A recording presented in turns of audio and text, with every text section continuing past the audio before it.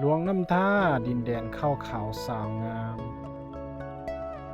ฮัลโหลสบายดีสมัยเลิศทุกคนเนาะวันนี้ก็สิเดินทางไปรับลูกสาวน้อยอยู่ที่เฮือนอ้ายเอมเนาะอันนี้ก็คือภาษาไทยดำอ้ายเอมนี่ก็คือพ่อตาแม่นายเนาะพ่อแม่ของเมียนี่แหละก็คือจะไปรับลูกสาวอยู่บ้านของเมียเนาะแล้ววันนี้ก็เมียก็เป็นโชเฟอร์รถเป็น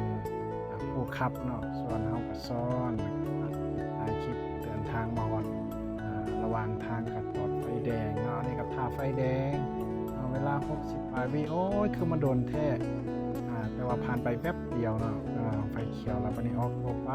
จัดเลยเมียอุ้ยปล่อยมันแซงไปแล้วเด็กน้อย2คนนะมันทันออกไปให้ใส่ละโอ้ยผู้สาวข้างทางขาขาวแต่โอ้ยเมียนี่เนาะไปอยู่ไหนพอเบิ่งจังหน่อยโอเคเมียก็ว้าไปนะครับลูกสาวนะอันนี้ฮอดขวาน้ำท้าแล้วเนาะสายขวาน้ำท้านี่โอ้ยก็คือแม่น้ำท้าในโคตรงามโอ้เบิ่งท้องฟ้านี่โอ้ว้าวทุ่งนากว้างขวางว่าโคตรงามวิวโคตรงามเลยวิวข้างทางเนาะอันนี้ก็คือวิวทุ่งนาหลวงน้ำท้าเนาะเบิ่งท้องฟ้าโอ้อันนี้ก็คือฟ้าหลังฝนเนาะโคตรงามเลยแขวงหลวงน้ำท้าบ้านเฮา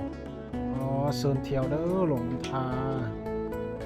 แวะมาแป๊บเดียวโอเคอันนี้ก็ฮอดเข้าบ้านแล้วเนาะเข้ามาบ้านทงดีก็คือบ้านของเมียนี่แหละเข้ามาหาลูกสาวเนาะแป๊บเดียวนี่ก็ฮอดเงินตามเป็นนายแล้วฮอดเงินอ้ายเอมแล้วเนาะมาหาลูกสาวอันนี้ก็คือเอมนั่นแหละเป็นแม่ของเมียเนาะมาหาลูกสาวอยู่ซ้ายเนาะห้องลูกสาวอยู่ในโอเคสิวเป็นฝ้าหน้าดำใส่มาหลายครีมแล้วแต่ก็ยังบ่หายใครที่มีปัญหาเหล่านี้แนะนำครีมดีแท้ลดสิวลดฝ้าเฮ็ดให้หน้าขาวใสแถมยังควบคุมความมันเห็นผลตั้งแต่ครั้งแรกที่ใช้สั่งได้ตอนนี้เบอร์ WhatsApp 78830909